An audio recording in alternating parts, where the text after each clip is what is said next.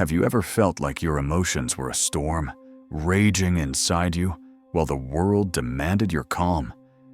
Maybe someone said something hurtful, and before you could stop yourself, your voice rose, your breath quickened, and suddenly, peace was nowhere to be found. We all carry storms within us: anger, fear, anxiety, sadness. They rise, they fall, and sometimes they take control. But what if you could face any situation with inner peace?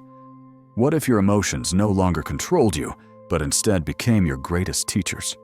The Buddha taught that the mind, when trained, is your most powerful ally.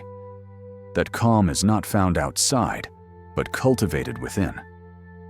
In this video, we'll explore how to master your emotions with clarity, mindfulness, and wisdom drawn from Buddhist teachings. This isn't about avoiding your feelings. It's about transforming your relationship with them. True strength doesn't come from force. It comes from stillness. Emotions are a natural part of being human. They arise, linger, and fade, sometimes gently, sometimes like waves crashing against the shore. But where do they come from? And why do they have such power over us?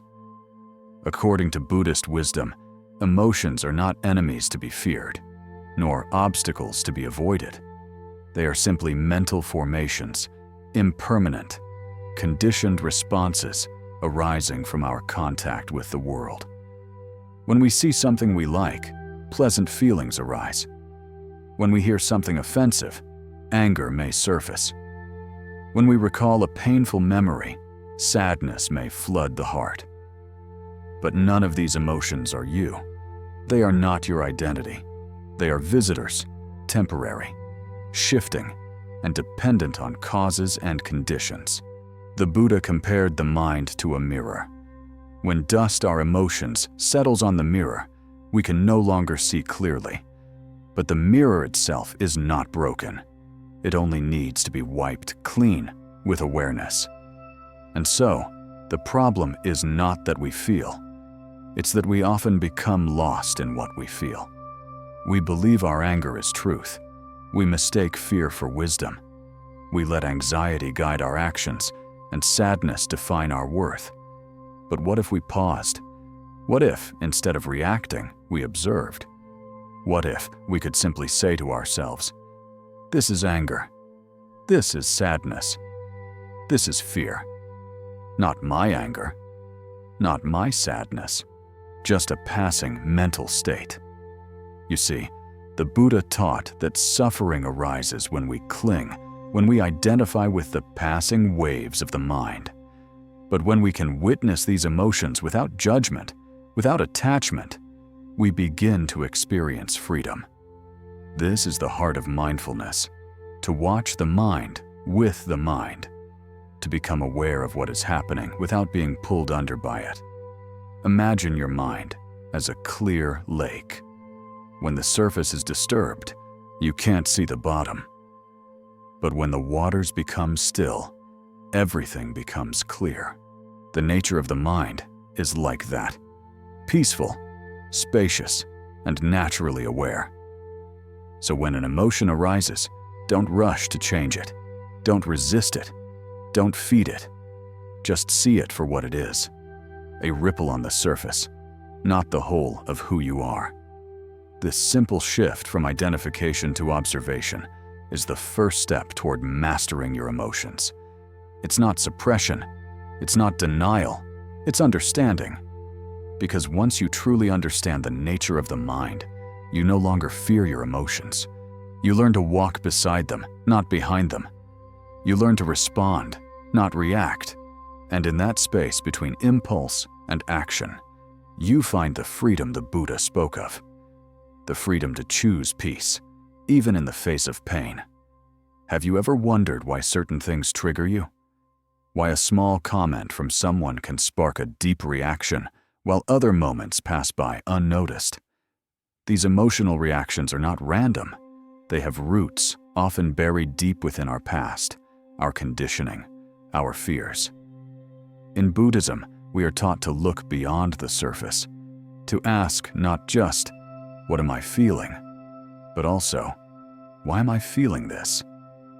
What is this emotion trying to protect or reveal? Most of us walk through life reacting. Someone criticizes us. We feel attacked. We lose control. We feel shame. Plans change. We feel frustration. But beneath these emotions, there are hidden causes. Old wounds, clinging to ideals. The deep desire to be seen, to be respected, to be loved. When you feel anger, look closer. Often, it's guarding a deeper pain-like fear of rejection or the wound of being unheard. When you feel envy, ask yourself, what part of me feels unworthy? What story am I telling myself about not being enough? These emotional triggers are not weaknesses.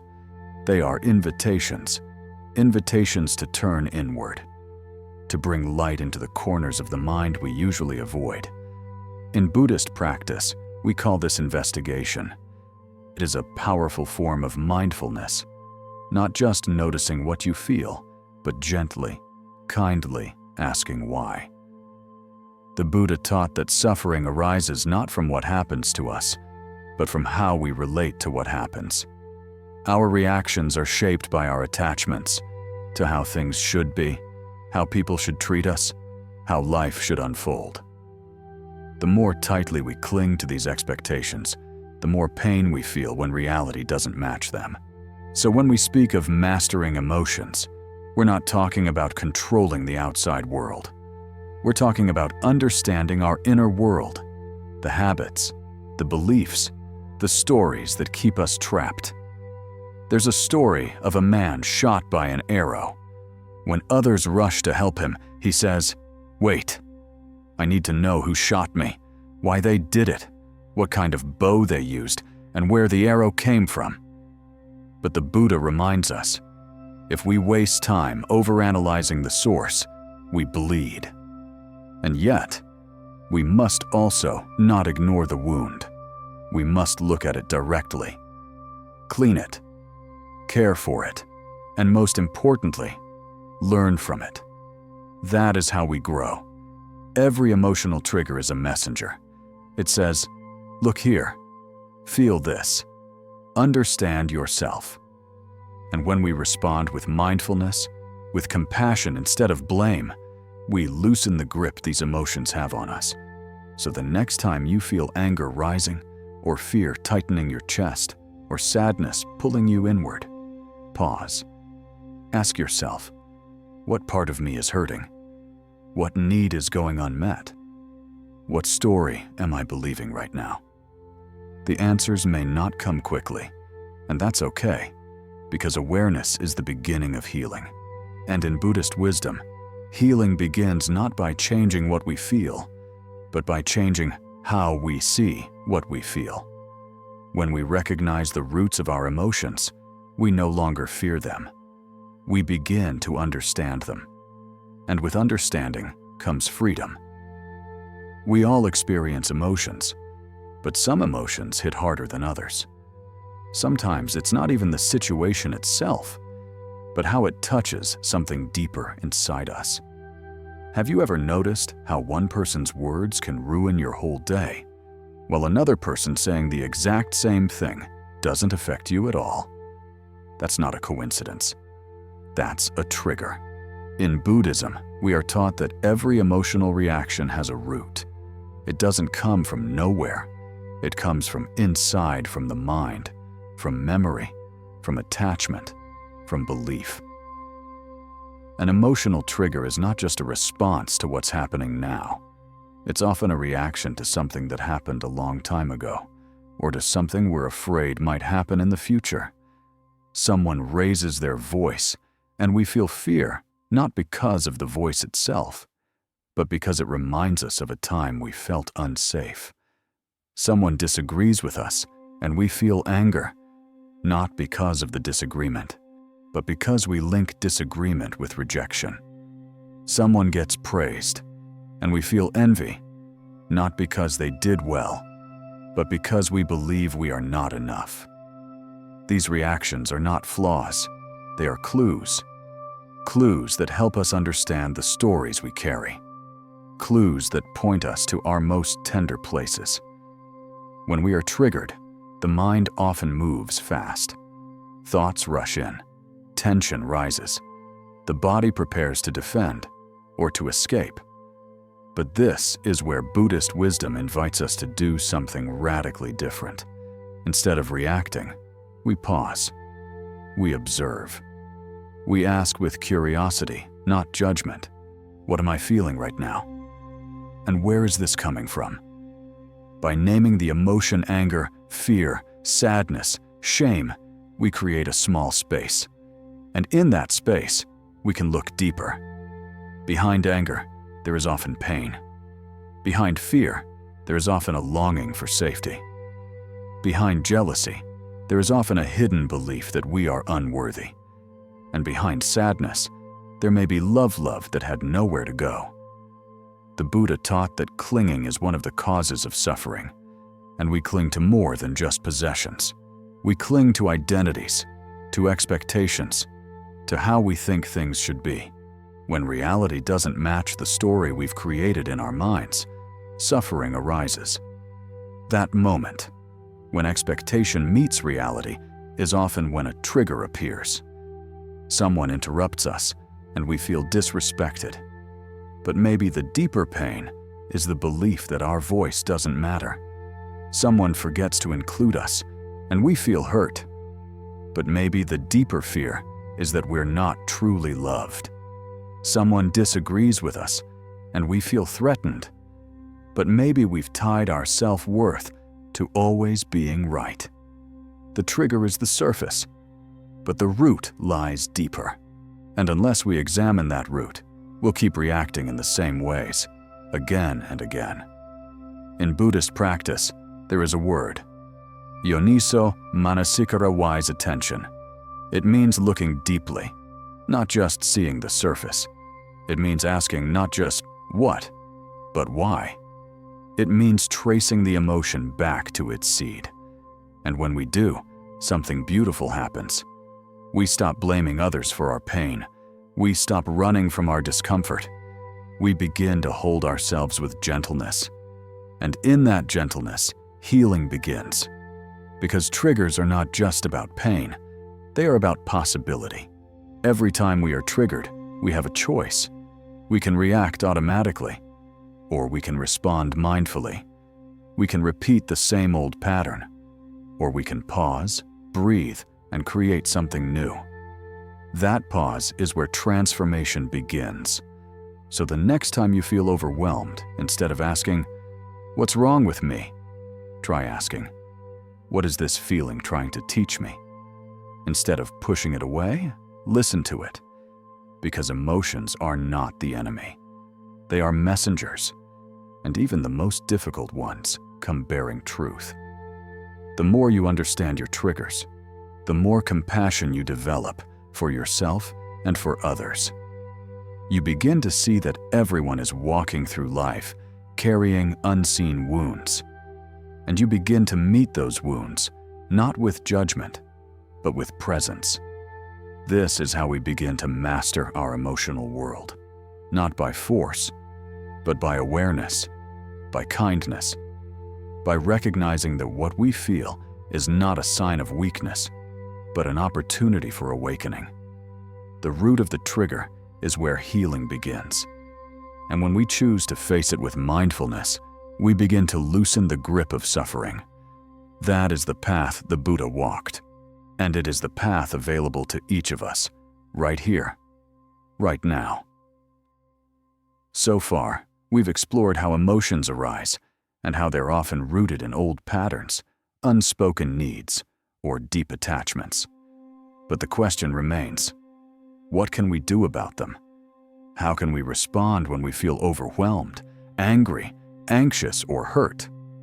Buddhism doesn't offer quick fixes. It doesn't promise a life free from emotion. What it offers instead is a path, a set of time-tested techniques that can transform the way we experience our inner world. These practices don't require you to escape to a monastery or sit for hours in silence. They begin with a simple intention: to meet each moment with awareness, to train the mind the same way we train the body, with patience, with kindness, with discipline. Let's begin with the foundation of it all: mindfulness. Mindfulness means being fully present with what's happening right now, without judging it, without trying to change it. When we are mindful, we see our emotions as they arise. We catch anger before it turns into shouting. We notice anxiety before it spirals into panic. We observe sadness without collapsing into it. The Buddha compared mindfulness to a guardian at the gate. When it's there, we don't let just anything enter. We don't get swept away by every passing thought or feeling. You can practice mindfulness anywhere. As you walk, as you eat, as you breathe, even as you listen to this video. When a difficult emotion arises, try this. Pause. Bring your attention to your breath. Feel it entering and leaving the body. Then, quietly name the emotion. This is anger. This is fear. This is sorrow. Just naming it begins to create space around it. Next, we have anapanasati, or mindfulness of breathing. This was one of the Buddha's core teachings. It's simple, but profoundly powerful. When the breath is calm, the mind begins to calm. And when the mind is calm, emotions lose their grip. Find a quiet place. Sit comfortably. Close your eyes if you wish. Then bring your full attention to the breath. Feel the inhale. Feel the exhale. When the mind wanders, gently bring it back again and again. This is not a failure. It's the practice. Even a few minutes a day can shift the way you relate to your emotions. The breath becomes your anchor, your safe ground in the storm. Another beautiful practice is metta bhavana, or loving kindness meditation. When our emotions are tangled with anger, resentment, or self-criticism, metta softens the heart. It begins with you. You silently repeat, "May I be safe. May I be peaceful. May I be free from suffering." Then, gradually, you extend these wishes to others, to someone you love, to someone neutral, to someone who has hurt you, and finally, to all beings, without exception. This practice rewires the heart. It teaches us to hold our pain with compassion, not blame. It dissolves walls. It teaches forgiveness, not as something we give to others, but as a gift we give to ourselves. Now let's talk about body awareness. Emotions live not just in the mind, but in the body. Stress tightens the jaw. Fear clenches the stomach. Sadness weighs down the shoulders. By becoming aware of where emotion is showing up in the body, we bring it into the light of consciousness. A powerful technique is the body scan. Slowly move your awareness through each part of your body, from the top of your head to the soles of your feet. Notice where tension lives. Breathe into those places. Softly allow them to release. This practice doesn't make the emotion disappear, but it helps you relate to it with gentleness instead of resistance. Another important technique in Buddhism is contemplation on impermanence anicca. The Buddha taught that all things arise and pass away. Every thought, every feeling, every sensation comes, stays for a while, and goes. When we remember this, we begin to loosen our grip. We don't panic when anger appears because we know it will pass. We don't cling to joy either because we know it too will fade. This perspective brings peace. We stop fighting the waves and learn to float with them. A practice closely related is watching thoughts like clouds. Sit quietly and imagine your thoughts and emotions as clouds drifting through the sky of your mind. You are the sky, not the clouds. You remain spacious, still, and untouched by what passes through. This is not detachment in the cold sense, it's clarity. It's the ability to remain grounded, even when emotions swirl around you. And finally, one of the most powerful teachings: noble silence. Sometimes, when emotions run high, the best response is not a reaction, but stillness. Silence isn't avoidance. It's a sacred space where the mind settles and clarity can arise. In silence, we can listen to what the emotion is truly saying, not the story we build around it, but the message beneath it. When practiced consistently, these techniques do more than help us cope. They begin to transform us. We become less reactive, more grounded. We respond to life with wisdom instead of reflex. We carry calm not just for ourselves, but for those around us.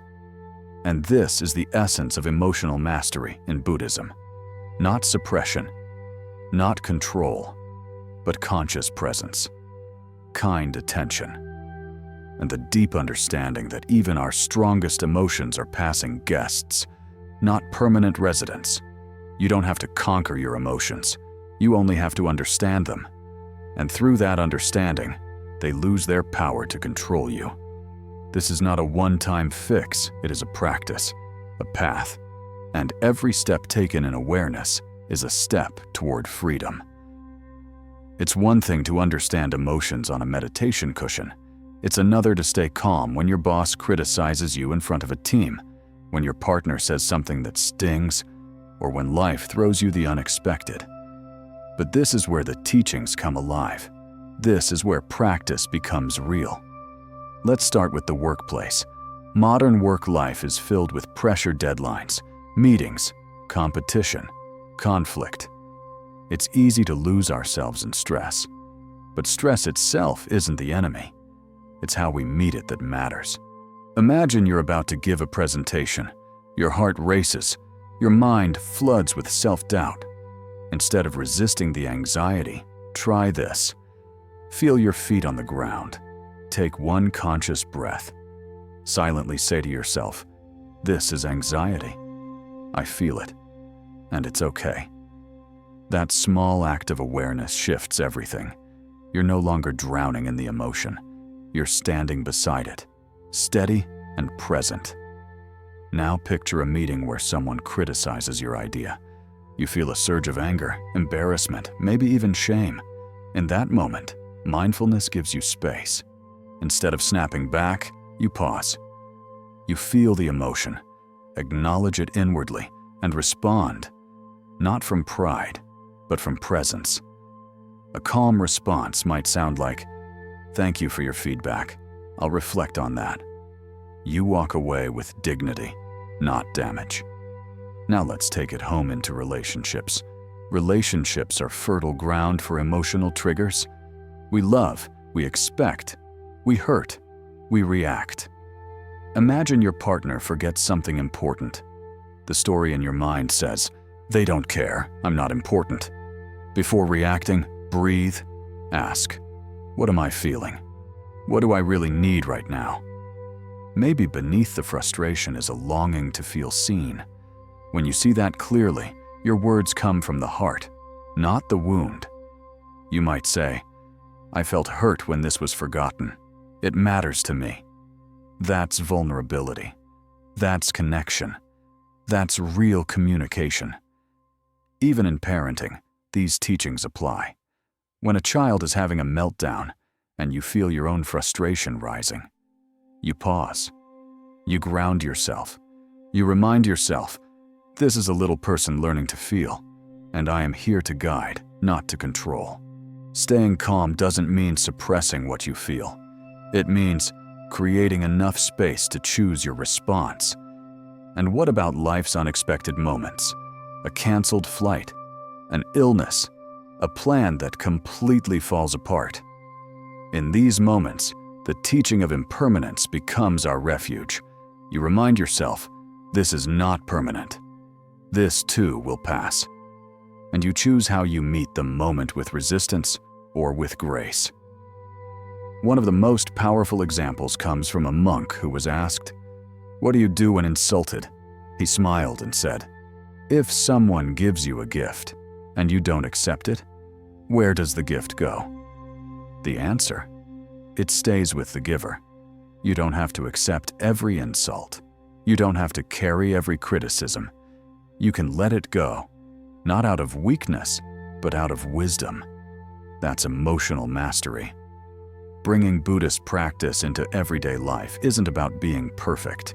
It's about remembering to breathe, remembering to pause, remembering that in each moment, you have a choice.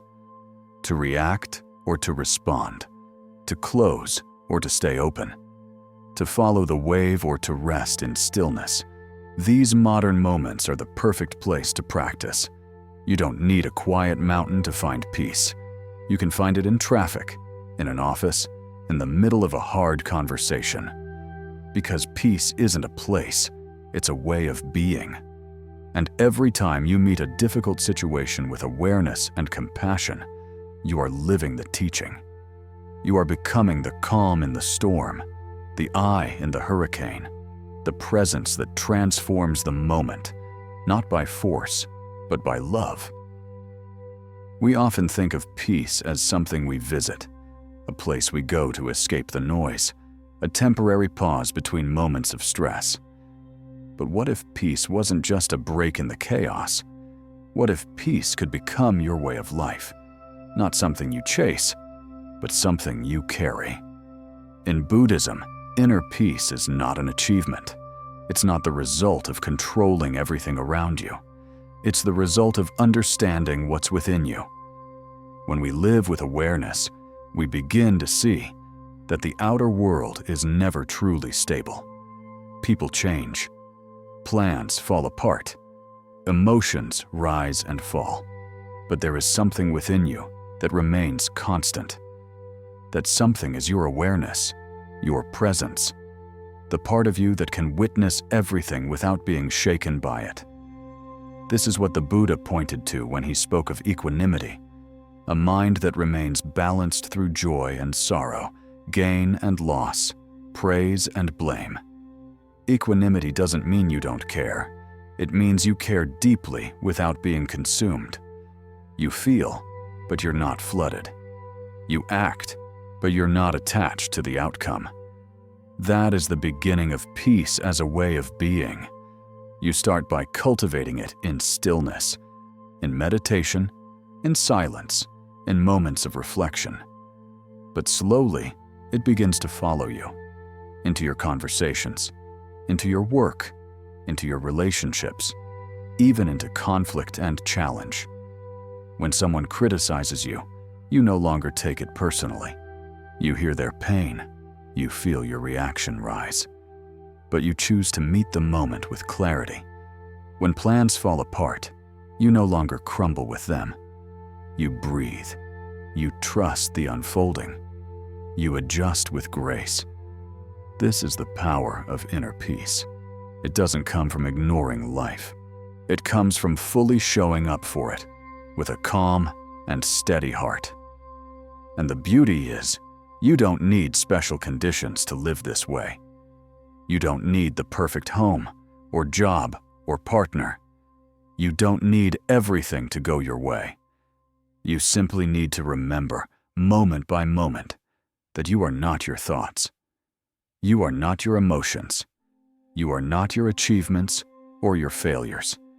You are the awareness behind it all. And that awareness is always whole, always present, always free. So how do we begin to live this way? We begin by returning again and again to presence. We build rituals of stillness into our daily life, a few minutes of breathing in the morning, a pause before we speak, a gentle walk with no destination, a moment of gratitude before sleep. These simple practices anchor us in the now, and over time, they become habits of the heart. We stop reacting from fear. We stop clinging to control. We let life be what it is, while staying rooted in what we are. Even in the middle of noise, you can be silent inside. Even in the middle of movement, you can be still. Because true peace doesn't come from what you have. It comes from how you see. It comes from how you are. This is not just a spiritual idea. It's a way of walking through the world, a way of meeting life with open hands and an open heart. And when you live this way, people feel it. Your presence becomes healing. Your silence becomes grounding. Your calm becomes contagious. You don't just find peace, you become it. Not because life is perfect, but because you've remembered who you are beneath it all. Peace is not something you visit.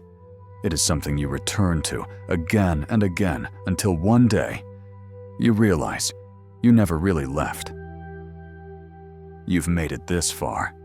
You've walked through the inner storms, faced the hidden roots of emotion, and explored the gentle tools that Buddhism offers, not to escape life, but to live it more deeply, more peacefully, more awake.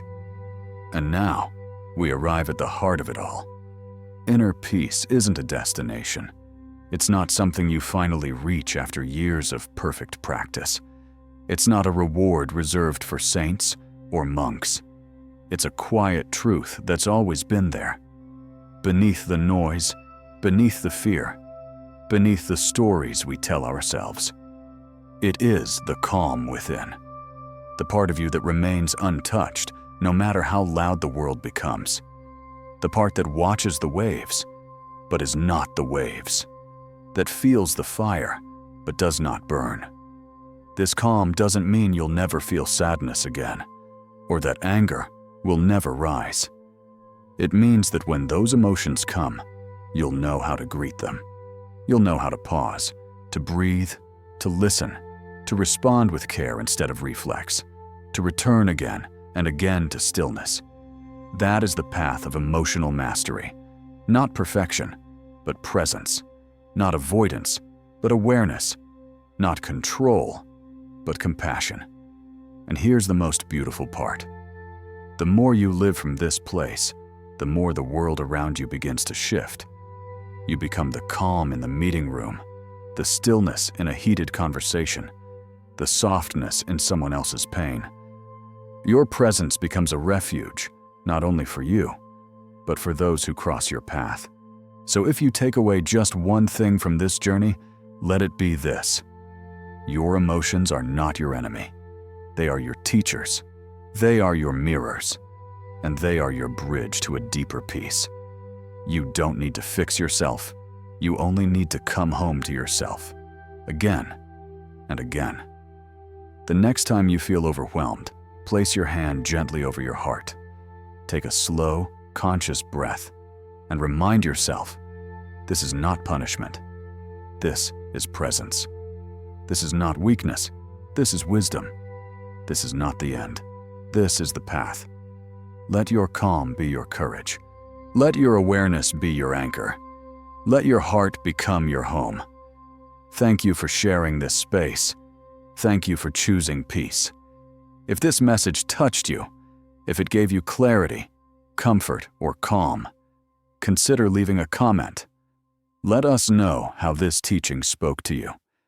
And if you haven't yet, subscribe to this channel for more wisdom, more light, and more reminders of who you truly are.